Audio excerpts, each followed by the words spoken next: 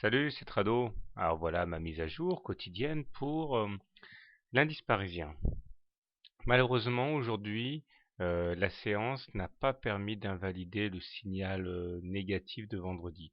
Vendredi, nous avions terminé ici sous la moyenne mobile à 20 séances. Et aujourd'hui, nous avons une bougie entière en dessous de cette moyenne mobile. Donc cela montre que ce qui s'est passé vendredi n'était pas un accident. La tendance haussière est cassée.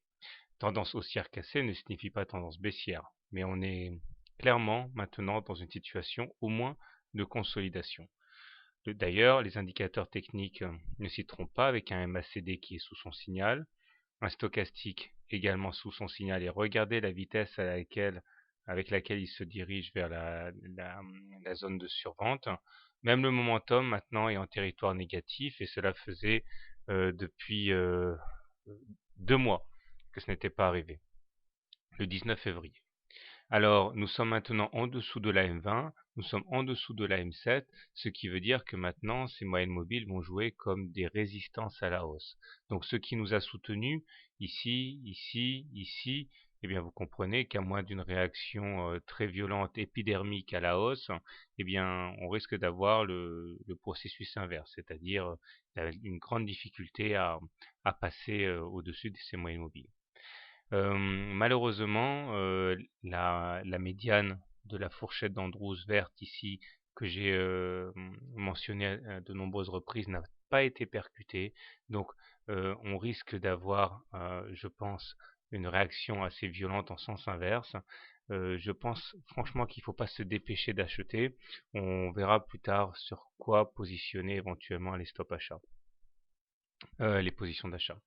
Alors, ben voilà maintenant donc à quoi s'attendre demain? Eh bien je pense que demain on peut éventuellement aller chercher un throwback sur la moyenne mobile à 20 séances, c'est assez classique, hein, comme là par exemple quand on casse, eh bien on revient tester avant éventuellement de pérenniser la tendance qui vient d'être initiée, comme ici aussi on a cassé à la hausse la moyenne mobile, donc on revient la tester. Donc c'est quelque chose d'assez classique d'avoir un retour sur la moyenne mobile. Donc on risque d'avoir un retour sur la moyenne mobile demain, ce qui peut donner l'occasion d'un trade. Donc comment trader? Euh, si vous voulez acheter l'indice parisien, je pense qu'il y a deux solutions. Soit vous achetez au contact du support des 3952, qui était l'objectif baissier pour aujourd'hui, le stop loss devant être mis en cas de clôture sous les 3952, hein, donc sous l'horizontale, l'objectif étant au moins d'aller chercher un throwback sur la M20. Et puis si franchement vous avez de la chance, pourquoi pas aller retester les plus hauts à 4088. Si vous voulez être plus conservateur sur le CAC, vous pouvez également mettre votre position d'achat sur les 3900 qui correspondent à la Bollinger inférieure et au super trend. On peut espérer que ces niveaux puissent occasionner des intérêts acheteurs. Maintenant, si vous voulez plutôt shorter l'indice parisien, il y a deux trades qui me viennent à l'esprit. Le premier, c'est effectivement shorter le contact avec la moyenne mobile à 20 séances, stop loss en cas de clôture au-dessus. Objectif, la Bollinger inférieure et le super trend. Ou alors, là je vous renvoie à la vidéo que j'ai faite sur les doubles tops. Eh bien, jouer le double top qui est ici, à savoir donc espérer que les cours iront chercher la ligne de coup ici, vers les 3550, en mettant un stop loss en cas de clôture au-dessus de la résistance à 4088. Donc il y a une vidéo là-dessus.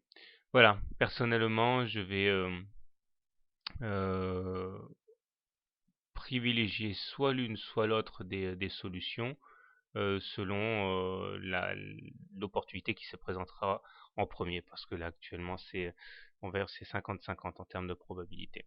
Voilà, bonne journée et bon trade, à demain.